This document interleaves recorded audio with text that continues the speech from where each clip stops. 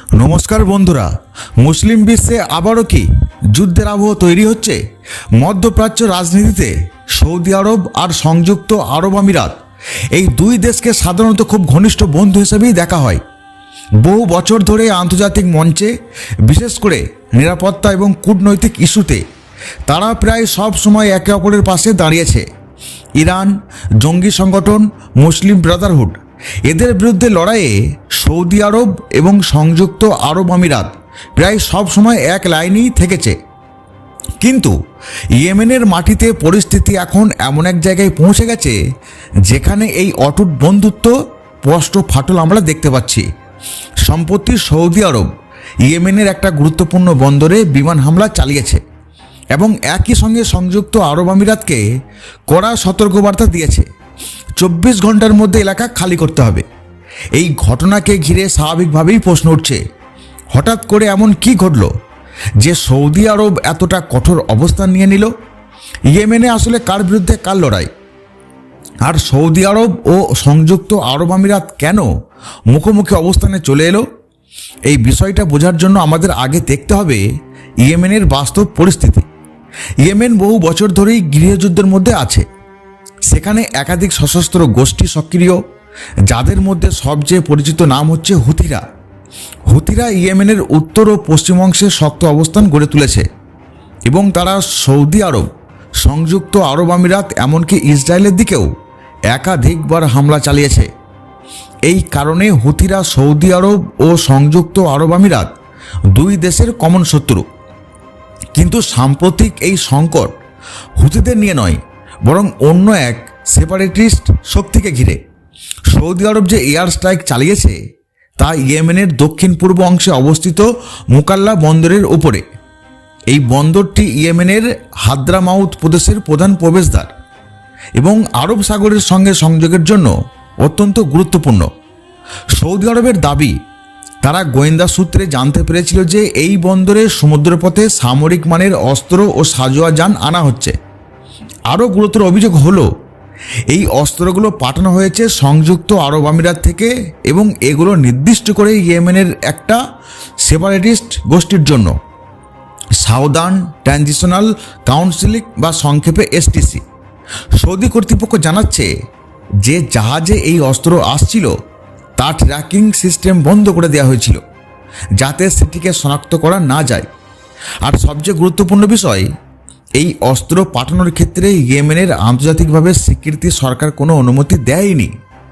Saudi আরবের মতে এই ধরনের অস্ত্র সরাসরি তাদের জাতীয় নিরাপত্তার জন্য হুমকি তৈরি করে, তাই তারা এটিকে রেড লাইন লঙ্ঘন বলে ঘোষণা করে এবং সামরিক হামলার সিদ্ধান্ত নেয়।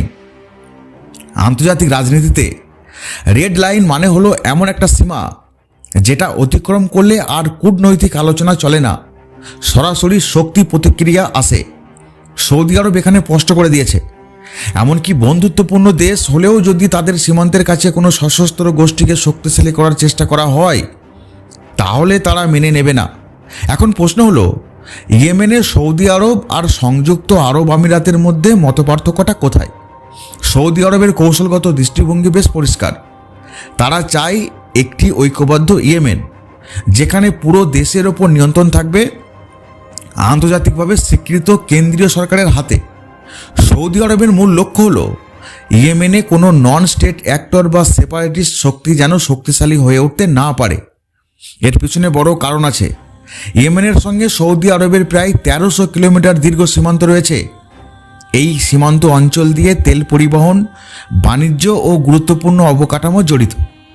ইয়েমেন যদি ভেঙে যায় বা একাধিক সশস্ত্র গোষ্ঠীর নিয়ন্ত্রণে চলে যায় তাহলে সৌদি আরবের জন্য স্মাগলিং, সন্ত্রাসী অনুপ্রবেশ এবং বিদেশি প্রভাব, বিশেষ করে ইরানের প্রভাব বাড়ার আশঙ্কা তৈরি হচ্ছে। তাই সৌদি আরবের কাছে একটি ভাঙা ইয়েমেন মানে দীর্ঘমেয়াদী নিরাপত্তা ঝুঁকি। অন্যদিকে সংযুক্ত আরব আমিরাতের দৃষ্টিভঙ্গি কিছুটা আলাদা। শুরুতে 2015 সালে তারা সৌদি নেতৃত্বাধীন জোটে যোগ দিয়েছিল এবং হুথিদের বিরুদ্ধে লড়াইয়ে সক্রিয় ভূমিকাও নিয়েছিল। কিন্তু সময়ের সঙ্গে সঙ্গে সংযুক্ত আরব আমিরাত তাদের কৌশল বদলে ফেলেছে। তারা দক্ষিণ ইয়েমেনের সেপারেটিস্ট শক্তি এসটিসিকে সমর্থন দিতে শুরু করে এই এসটিসি ইয়েমেনের দক্ষিণাঞ্চলের বড় অংশ নিয়ন্ত্রণ করে, যার মধ্যে রয়েছে আদেন বন্দর, মোকাল্লা এবং দীর্ঘ উপকূল রেখা। এসটিসির নিজস্ব সেনা এবং নিরাপত্তা বাহিনীও রয়েছে এবং তাদের রাজনৈতিক সামরিকভাবে সমর্থন দেয় সংযুক্ত আরব আমিরাত। এটাই সৌদি আরবের মূল উদ্বেগের জায়গা। সৌদি আরবের আশঙ্কা, এসটিসি শুধু দক্ষিণেই থেমে নেই, তারা ধীরে ধীরে পূর্ব ও উত্তরের দিকে নিজেদের প্রভাব বাড়ানোর চেষ্টা করছে, হাদ্রামাউত ও আল মাহারা প্রদেশের দিকে। এর ফলে তারা সৌদি সীমান্তের আরও কাছাকাছি চলে আসছে। যদি সংযুক্ত আরব আমিরাত সেখান থেকে অস্ত্র মোকাল্লা বন্দরে আসে, তাহলে সেখান থেকে সেগুলো সহজেই ইয়েমেনের ভিতরের দিকে নিয়ে যাওয়া যাবে, যা শেষ পর্যন্ত সৌদি সীমান্তের জন্য সরাসরি হুমকি হয়ে দাঁড়াতে পারে। আর একটা গুরুত্বপূর্ণ দিক হলো বাবেল মান্দেব প্রণালী। এই সংকীর্ণ জলপথ দিয়ে বিশ্ব বাণিজ্যের একটা বড় অংশ এবং তেল পরিবহন চলে। এই এলাকায় যদি অস্থিরতা বাড়ে বা সেপারেটিস্ট গোষ্ঠীগুলো শক্তিশালী হয়, তাহলে সৌদি আরবের বাণিজ্য, জাহাজ চলাচল এবং আন্তর্জাতিক বাণিজ্য মারাত্মকভাবে ক্ষতিগ্রস্ত হতে পারে। তাই সৌদি আরব চায় ইয়েমেনে একক ও শক্তিশালী সরকার, যাতে এইসব ঝুঁকি নিয়ন্ত্রণে থাকে। এই প্রেক্ষাপটেই সৌদি আরব সংযুক্ত আরব আমিরাতকে 24 ঘন্টার আলটিমেটাম দেয়। তারা জানিয়ে দেয়, ইয়েমেনে যদি সংযুক্ত আরব আমিরাতের কোনো সামরিক উপস্থিতি থাকে, তাহলে তা অবিলম্বে প্রত্যাহার করতে হবে। পাশাপাশি ইয়েমেনের সরকারকেও চাপ দেওয়া হয় যেন তারা সংযুক্ত আরব আমিরাতের সঙ্গে সব ধরনের প্রতিরক্ষা সহযোগিতা বন্ধ করে। এই ঘটনা সত্যিই অস্বাভাবিক, কারণ এতদিন সৌদি আরব ও সংযুক্ত আরব আমিরাতের সম্পর্ককে মধ্যপ্রাচ্যের সবচেয়ে দৃঢ় জোটগুলোর একটা বলে মনে করা হতো। সংযুক্ত আরব আমিরাত অবশ্য সব অভিযোগ অস্বীকার করেছে। তাদের দাবি, তারা এসটিসিকে কোনো অস্ত্র দেয়নি। তাদের মতে যেসব অস্ত্র পাঠানো হয়েছিল সেগুলো ছিল নিজেদের বাহিনীর জন্য এবং সন্ত্রাস বিরোধী অভিযানের কাজে ব্যবহারের উদ্দেশ্যে। সৌদি আরবের সতর্কবার্তার পর সংযুক্ত আরব আমিরাত আনুষ্ঠানিকভাবে ইয়েমেন থেকে তাদের সেনা প্রত্যাহারের কথা জানিয়েছে। তবে অনেক বিশেষজ্ঞের মতে সরাসরি সেনা না থাকলেও সংযুক্ত আরব আমিরাত এখনও প্রশিক্ষণ, অর্থনৈতিক সহায়তা ও রাজনৈতিক সমর্থনের মাধ্যমে পরোক্ষভাবে এসটিসিকে সাহায্য করছে। সবশেষে এই ঘটনার পরিণতি কী হতে পারে? প্রথমত, ইয়েমেনের যুদ্ধ আরও জটিল হয়ে উঠবে। আগে যেখানে লড়াইটা ছিল মূলত সরকার বনাম হুতি, এখন সেখানে দক্ষিণে এসটিসি এবং কেন্দ্রীয় সরকারের দ্বন্দ্ব যুক্ত হয়েছে। এর ফলে সবচেয়ে বেশি লাভবান হবে হুতিরা এবং তাদের পিছনে থাকা শক্তি ইরান। শান্তি প্রক্রিয়া আরও কঠিন হয়ে পড়বে। পাশাপাশি রেড সি, বাবেল মান্দেব হয়ে ভারত ইউরোপ বাণিজ্য পথ ও তেল পরিবহনেও এর প্রভাব পড়তে পারে। সব মিলিয়ে বলাই যায়, ইয়েমেনের সংকট এখন শুধু একটা দেশের গৃহযুদ্ধ নয়, বরং আঞ্চলিক শক্তিগুলোর ভিন্ন ভিন্ন কৌশলের সংঘর্ষে পরিণত হয়েছে। সৌদি আরব ও সংযুক্ত আরব আমিরাতের মধ্যে এই টানাপোড়েন যদি দীর্ঘদিন চলতে থাকে, তাহলে তার প্রভাব শুধু ইয়েমেনে নয়, পুরো মধ্যপ্রাচ্য এবং বৈশ্বিক বাণিজ্যের ওপর প্রভাবটা পড়বে।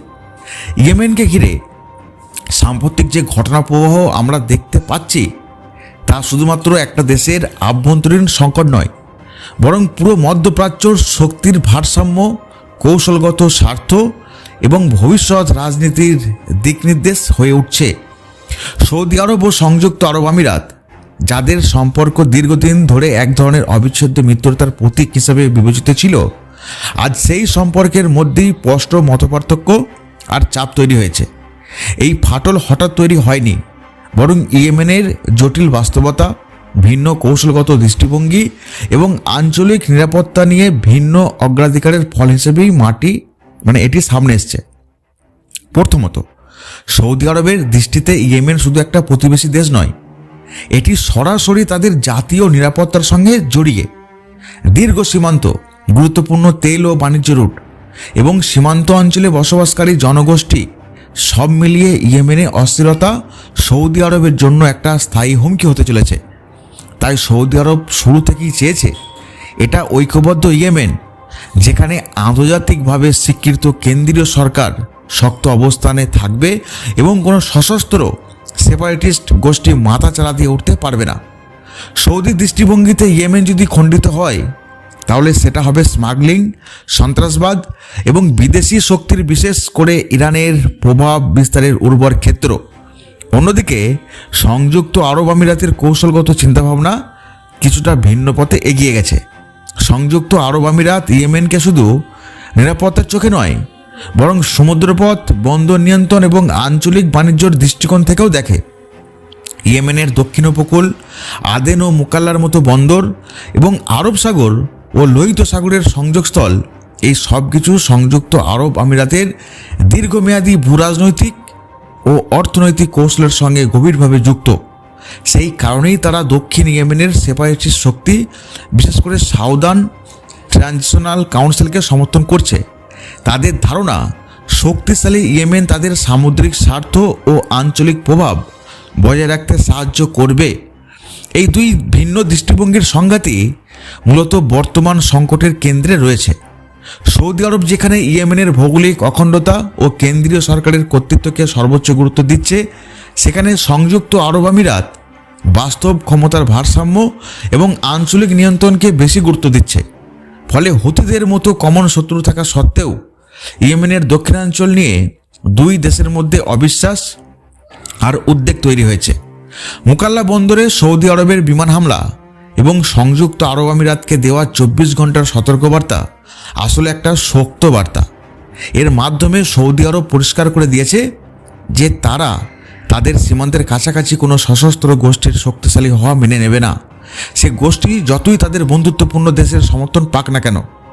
আন্তর্জাতিক রাজনীতিতে এটি একটা বিরল কিন্তু অত্যন্ত তাৎপর্যপূর্ণ ঘটনা, যেখানে একটি দেশ প্রকাশ্যে তার দীর্ঘদিনের বন্ধুকে রেড লাইন অতিক্রম না করার হুঁশিয়ারি দিচ্ছে। এই পরিস্থিতির সবচেয়ে বড় ভুক্তভোগী অবশ্যই ইয়েমেনের সাধারণ মানুষ। বছরের পর বছর ধরে যুদ্ধ, অনাহার, রোগব্যাধি এবং মানবিক সংকটে জর্জরিত ইয়েমেন আজ আরও গভীর অনিশ্চয়তার দিকে এগোচ্ছে।